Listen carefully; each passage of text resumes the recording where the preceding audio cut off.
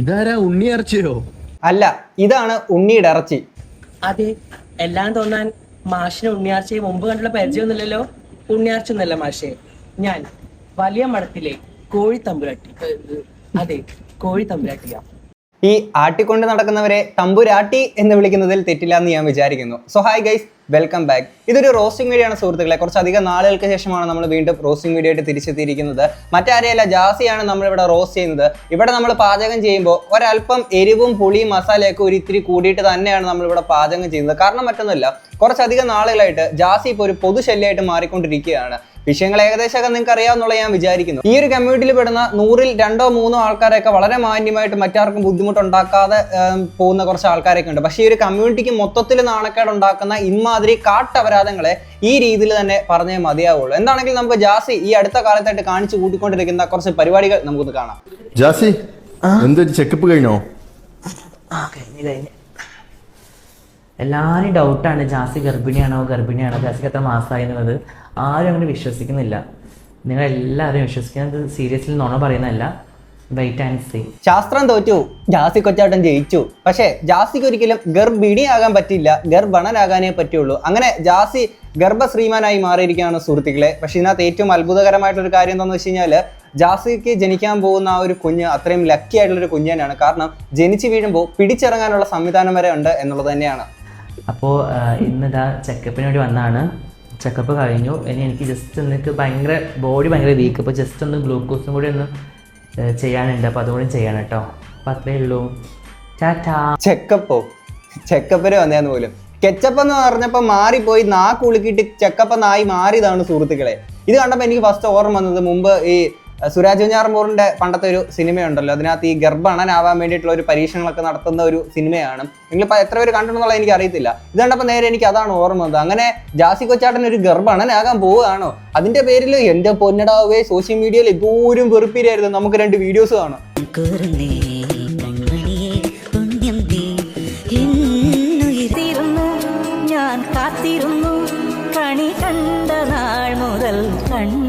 Show, വെച്ച് കെട്ടിയ തലയണ താന്നു പോവാതിരിക്കാൻ വേണ്ടിയിട്ട് കാട്ടിക്കൊണ്ടുന്ന കുറെ കോപ്രായങ്ങളെ. അപരാധമല്ല, കാട്ടപരാധമാണ് നമ്മുടെ സ്വന്തം ജാസി കൊച്ചാട്ടൻ.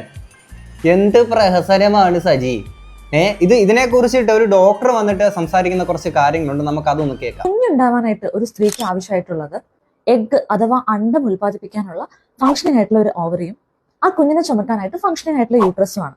കൂടാതെ ഇതിനെല്ലാം സപ്പോർട്ട് ചെയ്തിട്ടുള്ള ഒരു ഹോർമോൺ വ്യവസ്ഥയും. കരൾ ഹൃദയമൊക്കെ നമ്മൾ മാറ്റിവെക്കാറില്ലേ, അതുപോലെ യൂട്രസ് ഇല്ലാത്ത സ്ത്രീകൾക്ക് ഗർഭം ധരിക്കാനായിട്ട് മറ്റൊരു വ്യക്തിയിൽ നിന്ന് യൂട്രൈൻ ട്രാൻസ്പ്ലാന്റേഷൻ വിജയകരമായിട്ട് ഇപ്പൊ ചെയ്യാൻ പറ്റുന്നുണ്ട്. പക്ഷെ ലോകത്ത് ഇന്ന് വരെ ഒരു പുരുഷനും ഇത്തരം സർജറികൾ വിജയകരമായിട്ടില്ല. ചുരുക്കത്തില് എക്സ്റ്റേണൽ അവയവങ്ങളിലൊക്കെ സർജറി നടത്തി സ്ത്രീകളെ പോലെ ആക്കാം, സ്ത്രീകളുടെ ഹോർമോൺ സപ്ലിമെന്റ്സ് എടുക്കാം എന്നല്ലാതെ ഫംഗ്ഷനിങ് ആയിട്ടുള്ള യൂട്രസോ ഓവറിയോ ഇവരിൽ തുന്നി പിടിപ്പിക്കാൻ ഇതുവരെ കഴിഞ്ഞിട്ടില്ല.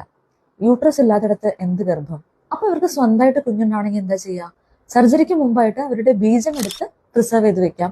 എന്നിട്ട് ഒരു സറഗേറ്റ് മദറിനെ എടുത്ത് വാടക ഗർഭപാത്രത്തിൽ നിക്ഷേപിച്ച് കുഞ്ഞുണ്ടാക്കൽ മാത്രമാണ് പോകാൻ വഴി. ഏതൊരു സ്ത്രീയുടെയും ലൈഫിൽ ഏറ്റവും പ്രാധാന്യം നൽകുന്ന ഭാഗങ്ങളാണ് പ്രഗ്നൻസിയും ചൈൽഡ് ബർത്തും ഒക്കെ. അതൊന്നും ഇങ്ങനെ ഫേക്ക് ചെയ്യപ്പെടുന്ന ഒന്നല്ല. സോഷ്യൽ മീഡിയ യൂസ് ചെയ്യുന്നത് ഒരു റെസ്പോൺസിബിലിറ്റിയാണ്. നമ്മൾ കാരണം ഒരാളുടെയെങ്കിലും തെറ്റിദ്ധാരണ മാറ്റാൻ പറ്റട്ടെ എന്നും നമ്മൾ കാരണം ഒരാളെങ്കിലും തെറ്റിദ്ധരിക്കപ്പെടാതിരിക്കട്ടെ എന്നും ആയിരിക്കട്ടെ നമ്മുടെ മോൻ. കേട്ടല്ലോ, ജാസിക്ക് ഒരിക്കലും പ്രഗ്നന്റ് ആവാൻ പറ്റത്തില്ല. എന്നിട്ടാണ് ഇമാതിരി കാട്ടപരാധങ്ങൾ വന്ന് കാണിച്ചു കൂട്ടിക്കൊണ്ടിരിക്കുന്നത്.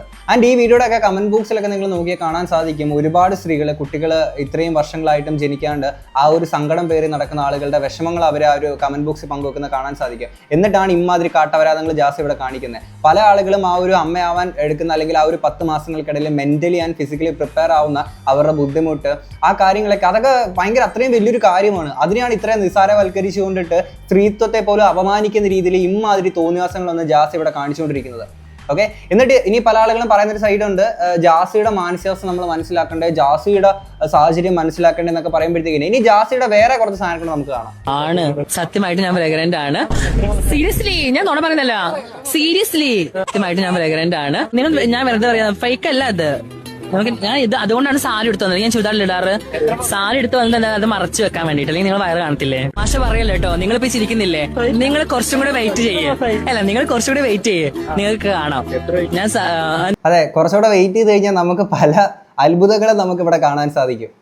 എടേ നമ്മൾ ഈ ഡയറ്റ് ഒക്കെ കൃത്യമായിട്ട് കൺട്രോൾ ചെയ്തില്ല എന്നൊക്കെ ഉണ്ടെങ്കിൽ പല ആളുകൾക്ക് ഇങ്ങനെ വയറ് ചാടി അങ്ങനത്തെ ബുദ്ധിമുട്ടുകളൊക്കെ പോകുന്ന പല ആൾക്കാരും ഉണ്ട്.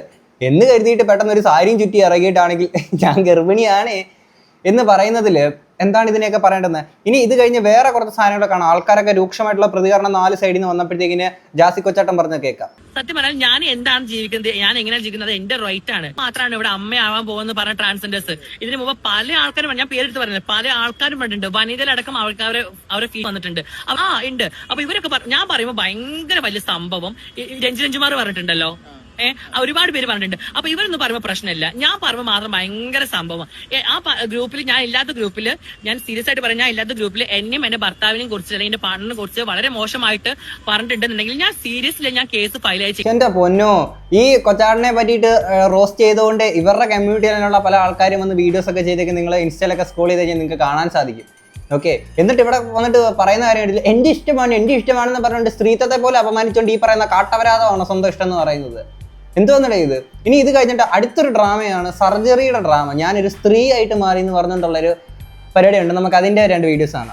എല്ലാവർക്കും എൻ്റെ സ്നേഹസലാം. ഒരുപാട് സന്തോഷത്തോടാണ് ഞാൻ ഈ വീഡിയോ ചെയ്യുന്നത്. എൻ്റെ സർജറി കഴിഞ്ഞു, ഒരുപാട് സന്തോഷമുണ്ട്. ഒരുപാട് പേര് കുറ്റപ്പെടുത്തിയിട്ടുണ്ടായിരുന്നു, പരിഹസിച്ചിട്ടുണ്ടായിരുന്നു, കളിയാക്കിയിട്ടുണ്ടായിരുന്നു. ജാസി ഒരിക്കലും സർജറി ചെയ്യില്ല, ജാസി സ്ത്രീവേഷം കെട്ടി നടക്കുക ചെയ്യുള്ളൂ എന്നൊക്കെ. ഇതിനും വലിയൊരു തെളിവ് എനിക്കിനി പറയാനില്ല. ഞാൻ ഒരു സ്ത്രീയായി മാറിയതിൽ ഒരുപാട് സന്തോഷമുണ്ട്, ഒരുപാട് സന്തോഷമുണ്ട്. അതുകൂടാണ്ട് എന്നെ ഒരുപാട് സ്നേഹിച്ച വെൽവിഷേഴ്സ് ഉണ്ട്, എന്നെ സഹായിച്ച ഒരുപാട് നല്ല മനുഷ്യരുണ്ട്, എനിക്ക് വേണ്ടി പ്രാർത്ഥിച്ച ഒരുപാട് പേരുണ്ട്. അവരോടൊക്കെ ഈ അവസരത്തിൽ ഞാൻ നന്ദി പറയാണ്. ഞാനും പല ഇന്റർവ്യൂവിലും പറഞ്ഞിട്ടുണ്ടായിരുന്നു എനിക്ക് സർജറി പേടിയാണെന്ന്. പക്ഷെ ഈ കളിയാക്കുന്നവരെയും കുറ്റപ്പെടുത്തുന്നവരെയും എല്ലാവരും നാക്കിന്റെ വാളിനേക്കാൾ മൂർച്ച ഒരിക്കലും ഡോക്ടർ എന്റെ മേത്ത് വെച്ച് കത്തിക്കില്ല എന്ന് എനിക്ക് മനസ്സിലായി. സോ ഗൈസ്, ഇതിന് നമ്മൾ മനസ്സിലാക്കേണ്ടുന്നത് മണിനാഥം നിലച്ചു. ബാക്കി കേൾക്കാം. ഒരുപാട് സന്തോഷമുണ്ട്. എനിക്ക് എന്താ പറയേണ്ടതെന്ന് അറിയില്ല. ഇതിന് വലിയൊരു തെളിവ് എനിക്ക് നിങ്ങളോട് ഇനി പറയാനില്ല.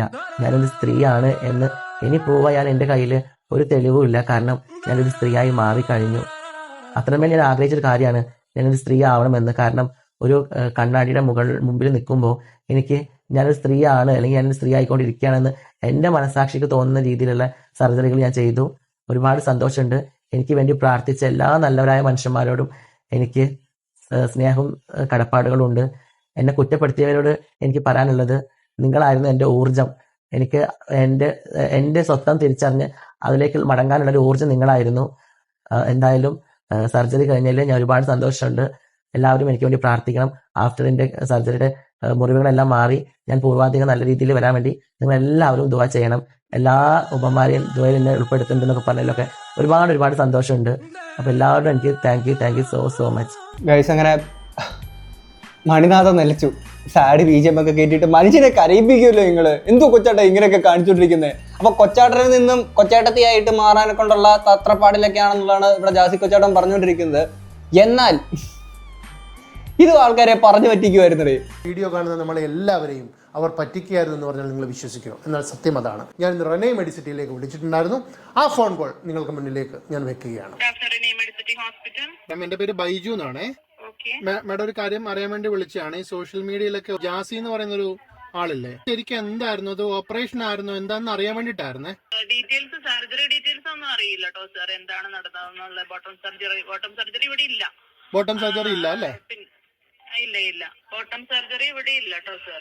ഞാൻ ഈ വിളിച്ച സ്റ്റാഫിനോട് ബോട്ടം സർജറിയെ കുറിച്ച് സംസാരിക്കുന്നേ ഇല്ല. ജാസിയായി ബന്ധപ്പെട്ട് അവിടെ എന്തെങ്കിലും സർജറി നടന്നിട്ടുണ്ടോ ആ വിഷയങ്ങളെ കുറിച്ചാണ് ഞാൻ ചോദിച്ചത്. പക്ഷെ ഞാൻ ചോദിക്കാതെ തന്നെ വളരെ കൃത്യമായി അവർ എനിക്ക് മറുപടി തരികയാണ്, ഇവിടെ ബോട്ടം സർജറി എന്ന് പറഞ്ഞൊരു സംവിധാനം ഇല്ല എന്ന്. നമ്മൾ മനസ്സിലാക്കേണ്ടത് കേരളത്തിൽ മൊത്തം ചർച്ചാ വിഷയം ജാസിയുടെ കുറിച്ചാണ്. ഇനി ജാസി വന്ന അടുത്ത വീഡിയോ ഇടുന്നത് എന്താണെന്ന് എനിക്ക് വളരെ കൃത്യമായിട്ട് അറിയാം.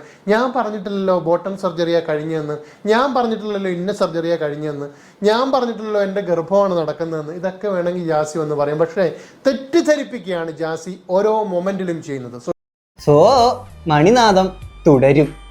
ഇതും പറഞ്ഞു പറ്റിച്ചോണ്ടിരിക്കുകയായിരുന്നു. ഇവിടെ ബോട്ടം സർജറി ഒന്നല്ല ചെയ്തേക്കുന്നത്, അപ്പർ ബോഡിയുടെ സർജറിയാണ് ചെയ്തേക്കുന്നത്. ആ ഹോസ്പിറ്റലിൽ പോയി ചെയ്തിട്ട് ആ ഹോസ്പിറ്റലിനെ പറ്റിയിട്ട് പറയുന്ന കുറച്ച് കാര്യങ്ങളുണ്ട്, നമുക്ക് അതുകൂടെ കേൾക്കാം. അങ്ങനെ ഹോസ്പിറ്റലിലെത്തി. ഞാൻ റിനയിലാണ് ഉള്ളത്. കൊച്ചിയിലെ റീന ഹോസ്പിറ്റലിലാണ് ഞാൻ ട്രീറ്റ്മെന്റ് ചെയ്തത് കേട്ടോ. ഇവിടുത്തെ അർജുൻ ഡോക്ടറാണ് ചെയ്യുന്നത്. അപ്പോൾ ഓൾറെഡി ഇവിടെ തന്നെയായിരുന്നു ഞാൻ എൻ്റെ ഹോർമോണിൻ്റെയും കാര്യങ്ങളൊക്കെ ചെയ്തത് ഇവിടെ തന്നെയായിരുന്നു. അപ്പോൾ ഓൾറെഡി ഇവിടെ എത്തിയിട്ടുണ്ട്. എൻ്റെ കൂടെ ബൈസ്റ്റാൻഡ് ആയിട്ടുള്ള സിസ്റ്ററാണ് ഉള്ളത്. ആഷി ഉണ്ടായിരുന്നു. ആഷി ഇവിടുന്ന് യാത്ര പറഞ്ഞു പോയി. ആൾക്ക് ഭയങ്കര സങ്കടമൊക്കെയാണ്. അപ്പോൾ എൻ്റെ ലൈഫിൽ ഞാൻ എന്നോട് പറഞ്ഞ പോലെ ഒരു വലിയ തീരുമാനമാണ് എൻ്റെ ലൈഫിലെ. ഞാൻ നല്ല ഹാപ്പിയാണ്, ഭയങ്കര എക്സൈറ്റ്മെൻ്റ് ആണ്. ഇന്നിപ്പോൾ ഞങ്ങൾ ഇപ്പോൾ ഏകദേശം ഒരു 12 മണിയായി. നാളെ രാവിലെയാണ് എൻ്റെ സർജറി പറഞ്ഞിട്ടുള്ളത്. അപ്പോൾ അത് കഴിഞ്ഞൊരു ഉച്ച കഴിഞ്ഞൊരു ഈവനിങ് ഒക്കെ ആകുമ്പോഴായിരിക്കും എന്നെ തിരിച്ച് അതിന് മാറ്റുന്നുണ്ടാവുക. സത്യം പറഞ്ഞാൽ ഹോസ്പിറ്റലുകാർ ജാസിക്കെതിരെ കേസ് കൊടുക്കണം. കാര്യം ആ ഹോസ്പിറ്റലിന്റെ പേര് കൂടി എടുത്തു പറഞ്ഞുകൊണ്ട് ആ ഹോസ്പിറ്റലിന് തന്നെ നാണക്കേട് ഉണ്ടാക്കുന്ന പരിപാടിയല്ലേ ചെയ്തുകൊണ്ടിരിക്കുന്നത്. കാര്യം സോഷ്യൽ മീഡിയയിൽ വന്നിട്ട് ഇഞ്ചാതി കാട്ടപരാധങ്ങൾ കാണിക്കാണ്ട് ഞാനാണെങ്കിൽ എൻ്റെ സർജറി ചെയ്തു, എൻ്റെ ബാക്കികളേക്കാൾ എന്താണെങ്കിലും മൂർച്ച ഡോക്ടറിൻ്റെ ബ്ലേഡിനും കത്രികയ്ക്കും ഒന്നും ഇല്ലല്ലോ എന്നൊക്കെ പറഞ്ഞുകൊണ്ട് എന്താടേ ഇത്? നിങ്ങൾ എല്ലാവരും പ്രാർത്ഥിക്കണം. എനിക്ക് അതാണ് നിങ്ങളുടെ വീഡിയോ കൊണ്ട് പറയാനുള്ളത്. സത്യം പറഞ്ഞാൽ ഇത് എൻ്റെ ഒരു ലൈഫ് ജേണിയാണ്, അവളിലേക്കുള്ളൊരു ദൂരമാണ്. കാരണം ഒരുപാട് പ്രൊസീജിയേഴ്സിലൂടെയാണ് ഒരു ട്രാൻസ് പേഴ്സൺ ഒരു പെൺകുട്ടിയായി മാറുന്നത്, ഒരു പെണ്ണായിട്ട് മാറുന്നത്, ഒരു സ്ത്രീ ആയിട്ട് മാറുന്നത്. അപ്പോൾ അതിന് കുറേ പ്രിപ്പറേഷൻസ് ഉണ്ട്. മെൻ്റലി നമ്മൾ ഓക്കെ ആവണം. പിന്നെ ട്രീറ്റ്മെൻറ്റുകളുണ്ട്, മെഡിസിൻസുകളുണ്ട്, പിന്നെ ഹോർമോൺ ട്രീറ്റ്മെൻറ്റ് ഉണ്ട്. അത് കഴിഞ്ഞ് നമ്മൾ ലേസർ ട്രീറ്റ്മെൻറ്റ്, അങ്ങനെ ഒരുപാട് ഒരു വേദനകളും പ്രയാസങ്ങളും ഒക്കെ സഹിച്ചിട്ട് തന്നെയാണ് ഒരു ട്രാൻസ് ഒരു അവരെ ഇഷ്ടപ്പെടുന്ന ഒരു ബോഡിയിലേക്ക് അവരെ സ്വത്വത്തെ കൊണ്ടുവരുന്നത്. അത് വലിയൊരു കാര്യം തന്നെയാണ്. സത്യം പറഞ്ഞാൽ അങ്ങനെ ഒരു ട്രാൻസ് പേഴ്സണായ അല്ലെങ്കിൽ ട്രാൻസ്ജെൻഡർ ആയി നിൽക്കുന്ന ഒരുപാട് പേരോടൊക്കെ സത്യമായി ഇപ്പോൾ എനിക്ക് ഭയങ്കര റെസ്പെക്ട് തോന്നുകയാണ്. കാരണം അത്രത്തോളം ഒരു സിറ്റുവേഷനിലൂടെ അവർ കടന്നു പോയിട്ടുള്ളത്. അപ്പൊ അറിയാം ആ ഒരു സിറ്റുവേഷൻ എന്താണെന്നും എത്രത്തോളം സീരിയസ്നെസ് ആ ഒരു കാര്യത്തിനുണ്ട് എന്നുള്ള കാര്യവും. അപ്പം ഇതിനാണ് ഇത്രയും സിമ്പിൾ ആയിട്ട് അല്ലെങ്കിൽ അതിനെ എത്രത്തോളം നിസ്സാരവൽക്കരിച്ചുകൊണ്ട് ആൾക്കാരുടെ മുന്നിൽ പറയുക. ഇപ്പം ഗർഭിണിയാണെന്നൊക്കെ പറയുമ്പോൾ എന്തോന്നാണ് ഈ പറയുന്നത്? ഗൈസ്, നമ്മൾ കൊറോണ അതിജീവിച്ചു, പ്രളയം അതിജീവിച്ചു, ഇതും നമ്മൾ അതിജീവിക്കും. അത്ര മാത്രമേ പറയാനുള്ളൂ. മണിനാഥം തുടരും. ഇത്രയൊക്കെ കേട്ടിട്ട് നിങ്ങൾക്ക് എന്താ തോന്നുന്നുള്ളൂ? തീർച്ചയായും തന്നെ കമന്റ് ബോക്സിൽ പറയാം. പിന്നെ ഒരു കാര്യം കൂടെ ഉണ്ട്. ഞാൻ ഇത്രയൊക്കെ പറയേണ്ട കാര്യമുണ്ടോ എന്ന് ചോദിച്ചു കഴിഞ്ഞാൽ ഇങ്ങനെ പറയേണ്ടുന്ന ആളായതുകൊണ്ട് തന്നെയാണ് പറഞ്ഞത്. കാര്യം മാന്യമായിട്ട് പോകുന്ന വളരെ ചുരുക്കം കുറച്ച് ആൾക്കാർ, എല്ലാവരും ഞാൻ പറയത്തില്ല കേട്ടോ, വളരെ ചുരുക്കം കുറച്ച് ആൾക്കാരുണ്ട് ഈ ഒരു കൂട്ടത്തിൽ. അവർക്കൂടി നാണക്കേട് ഉണ്ടാക്കുന്ന ഇതേപോലുള്ള കാട്ടപരാധങ്ങളാണ്. അതുകൊണ്ടാണ് ഇങ്ങനെ തന്നെ പറഞ്ഞത്. അപ്പം നിങ്ങളുടെ അഭിപ്രായം കമന്റ് ബോക്സ് പറയാം. നമുക്ക് അടുത്തൊരു വീഡിയോ കാണാം. അപ്പോൾ ശരി, ബൈ.